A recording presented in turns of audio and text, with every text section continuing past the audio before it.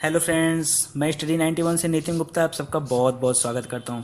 दोस्तों, आज की जो हमारी टॉपिक है ये हम पिछले बार जो मैंने वीडियो डाला था, ठीक है, उसके आगे की टॉपिक है। ये कण्व वंश पे हमने बनाने जा रहे हैं, ठीक है। इसके पहले हम लोगों ने शुंग वंश का वीडियो डाला था, उसको आप देख लीजिए, उसके आगे का क्रम है, ठीक है।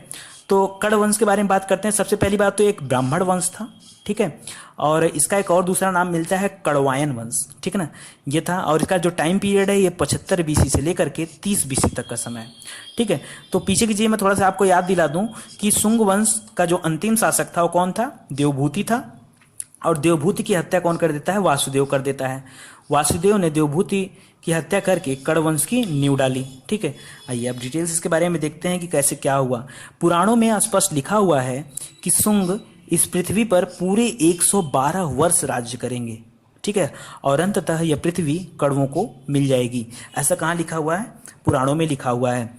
बाण ने हर्षचरित लिखा हुआ है, और हर्षचरित में कहा है कि अति कामुक मतलब एक अय्यास, अति कामुक शुंग नरेश, ठीक है, मंत्री वासुदेव के उकसाने पर देवभूत की दासी की कन्या द्वारा उसे मारा गया। उस कन्या की ने रानी का रूप बनाया था। देखिए, मैं आपको कहानी बताऊं, यहाँ से देखिए, वासुदेव था, वासुदेव ने क्या किया, ये देखिए, देवभूति जो था ना, ये अति कामुकता का शिकार हो गया था, ठीक है। मतलब कि अभी ये राजपाट शासन प्रशासन ठीक ढंग से नहीं चला रहा था, ठीक है ना, अय्यासी का शिकार हो गया था। तो ये बात देखकर वासुदेव जो होता है उसका सेनापति रहता है, ये बात देखकर वासुदेव को बहुत खलता है, ठीक है। जैसा कि आगे चल के मराठा शासन काल में होता है, मराठा राजाओं को हटा करके पूरा का पूरा शासन पेशवाओं के हाथ में आ जाता है, ठीक उसी तरह से यहाँ भी होता है। तो सेनापति ने क्या किया? सेनापति ने जब ऐसा हुआ है कि एक योग्य सेनापति हुआ है और अयोग्य राजा हुआ है, तो सेनापति ने राजा को या तो पद से हटा दिया है या तो उसका हत्या कर दिया है। तो वासुदेव ने जब देखा कि ये कोई काम का नहीं है, तो वासुदेव ने प्लान बनाया। प्लान में क्या बनाया कि इसने देवभूत की एक दासी थी, दासी की कन्या थी, उसकी पुत्री को चढ़ाया, ठीक है, और उससे इसको मरवा दिया, ठीक है। तो ऐसी कहानी मिलती कहाँ पर? बाण ने हर्षचरित में लिखा हुआ है। कहा जाता है कि जो शुंगों ने 112 साल तक शासन किया, उसमें 45 साल कण्वों का भी शामिल है। मतलब शुंग और कण्व को मिलाकर यहाँ बोला गया था 112 साल, यानी पुराणों में जो बातें कही गई इस तरीके से कही गई, ठीक है ना। पुराणों में कण्वों का वृत्तांत दिया गया है। इसके अलावा अगर और किताबों में देखेंगे तो बहुत कम किताबों में इनका वर्णन मिलता है, लेकिन पुराणों में मिलता है। पुराणों में क्या कहा गया कि वासुदेव, ठीक है, जिसको कण्वायन भी कहा जाता था, यह 9 वर्ष तक राजा रहेगा वासुदेव, ठीक है। इसका पुत्र भूमिपुत्र 14 वर्ष तक राजा रहेगा। भूमिपुत्र का सिक्का भी हमें खुदाई में प्राप्त हुआ है, ठीक है, ये आप ध्यान देंगे। इसके बाद नारायण, जो कि भूमिपुत्र का पुत्र था, यह 12 वर्ष तक शासन। देखिए यहाँ पे तो 2-2 वर्ष का डिफरेंस है, 14, 12, 10, कुल मिला के 45 करना आपको। 14, 12, 10 हो गया, तो आपको 9 जोड़ के 45, ठीक है। इसका नाम विष्णु नारायण भी था, विष्णुपुत्र भी था, ये भी आप ध्यान दीजिएगा। और इसका पुत्र लास्ट में होता है सुशर्मन, ठीक है, जो 10 साल तक शासन करता है, और इसकी हत्या सिमुक द्वारा कर दी जाती है। और सिमुक ने जब इसकी हत्या किया तो आंध्र सातवाहन वंश शुरू किया, यानी इसकी स्थापना, आंध्र सातवाहन वंश की स्थापना सिमुक ने किया। तो इतना ही चीज़ें मैंने ढूंढा, ठीक है, और इसके बारे में और डिटेल है ही नहीं, ठीक है। इतना ही आपको ध्यान देना है, याद करना है। जो आपके एग्जाम के लिए इंपॉर्टेंट है वही है कि कण्व वंश शुरू कहाँ से होता है और उसका अंत कहाँ पे है, ठीक है। तो अगला वीडियो जो हमारा होगा दोस्तों, वो होगा किसके बारे में? आंध्र सातवाहन वंश के बारे में, और पूरा उसमें बड़ा मैटर है, बहुत सारी चीज़ें कवर करना है, ठीक है।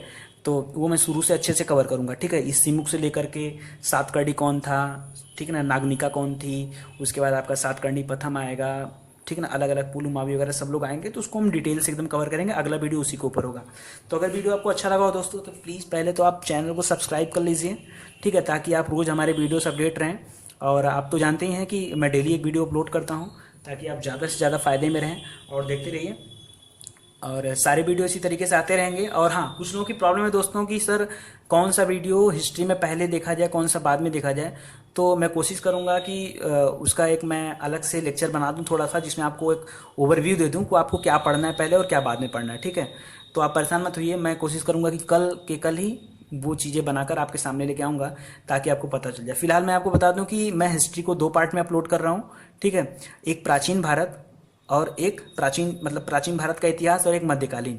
तो मध्यकालीन में हमने शुरू किया था गजनवी से, कहानी गजनवी शुरू किया, गौरी शुरू किया, फिर लाइन से चल रहा है देखिए, फिर हमारा गुलाम वंश आ गया, फिर खिलजी वंश आ गया, ठीक है। तो ऐसे आगे करके इसके बाद फिर तुगलक वंश अपलोड करूंगा, ठीक है ना। तो सारा का सारा लाइन से हम करते चले जा रहे हैं। तो उधर तो लाइन बाय लाइन चल रहा है। बाबर मैंने एक वीडियो डाल दिया था, ठीक है, क्योंकि जैसे ही लोधी तक पहुंचेंगे ना, अरे तुगलक हो गया, सैयद हो गया, लोधी हो गया, जैसे तीनों खत्म हो गए बाबर आ जाएगा। तो बाबर का वीडियो ऑलरेडी जा चुका है, ठीक है। उसके बाद फिर हुमायूं करते हुए चले आएंगे आगे तक, ठीक है। तो वो जल्दी कवर हो जाएगा थोड़ा सा, इसलिए बीच में मैंने डाल दिया। तो और इधर क्या है, पीछे के साइड में आप देखे होंगे कि पूरा मगध से लेकर आपको सारी चीज़ें पता होंगी, सिकंदर से लेकर और हर्यक वंश से लेकर पूरी की पूरी कहानी लाइन बाय लाइन। अब तो मौर्य साम्राज्य की भी वीडियो बनने लगा है, ठीक है। तो मौर्य जैसे ही अब अशोक आखिरी टाइप बटा आखिरी टॉपिक है अशोक। जैसे अशोक की डेथ होती है, फिर आपका क्या आ जाएगा, जो हमने पढ़ा है शुंग वंश के बारे में, वहीं से फिर चालू हो जाएगा। शुंग हो गया, कड़ हो गया, फिर आंध्र सातवाहन वंश हो गया। तो ये लाइन बाय लाइन स्टार्ट हो जाएंगे, ठीक है। इसके बाद वाकाटक पढ़ना है और एक दो छोटी छोटी पढ़ना है। उसके बाद संगम काल की थोड़ी सी बातें कर लेंगे। इस तरह से हमारा प्राचीन जो है इधर वाला खत्म हो जाएगा। फिर बात आती है एडी की, तो वहाँ गुप्त काल वाला शुरू करेंगे। तो गुप्त काल में बहुत चीज़ें नहीं हैं, हाँ थोड़े अच्छे अच्छे राजा मिलेंगे, उनके बारे में हम लोग बातचीत करेंगे। तो अगर आपको वीडियो अच्छा लगा हो तो पहले तो बात तो वीडियो शेयर करिए, और ऐड दोस्तों प्लीज़ आप पूरा ऐड देखिए, ठीक है। मैं आपके लिए इतना टाइम खर्च कर रहा हूँ यार, तो आपका भी फर्ज बनता है कि आप भी मेरे लिए कुछ करिए, ठीक है। तो ऐड को आप पूरा देखा करिए, उसके बाद ऐड पे क्लिक किया करिए, ठीक है। चलिए बहुत बहुत धन्यवाद, थैंक यू।